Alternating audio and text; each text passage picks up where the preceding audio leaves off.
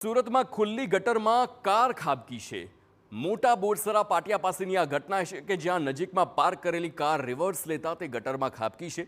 જેસીબીની મદદથી ગટરને બહાર કાઢવામાં આવી છે અને ત્યારબાદ આ દ્રશ્યો પણ જોઈ શકાય છે કે કીમ માંડવી રોડ પરની આ ખુલ્લી ગટર અકસ્માતનું કારણ બની છે। અગાઉ પણ આ ગટરમાં વાહન ખાબકી ચૂક્યા છે, ત્યારે ફરી એકવાર કાર ખાબકીને તેને લઈને સ્થાનિક રોડ પર એકઠા થઈ ગયા। ગટર ખુલ્લીને તેમાં ગંદા પાણી જે આસપાસના સ્થાનિકો અને વાહન ચાલકો માટે જોખમી બન્યું છે। બીમારી સાથે અકસ્માતે પણ નોતરી રહ્યું છે। તંત્ર આ મામલે ધ્યાન દોરી સમસ્યાનો યોગ્ય નિકાલ લાવે તે જરૂરી છે।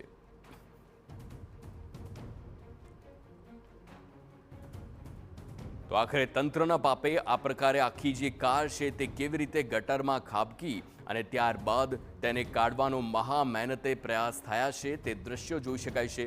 એક તરફ ખુલ્લી ગટર જે નાળું જ કહી શકાય તેવા દ્રશ્યો જોઈ શકાય છે અને તેમાં મસ્ત મોટી એસયુવી કાર છે કે જે તેમાં સીધી જ ખાબકી છે અને હવે તેને બહાર કાઢવાના તમામ પ્રયાસો થઈ રહ્યા છે। પરંતુ સવાલ એ છે કે આખરે શા માટે આ પ્રકારે ખુલ્લી ગટર રાખવામાં આવી છે કે જેના પરિણામે આ પ્રકારે ઘટના સર્જાઈ।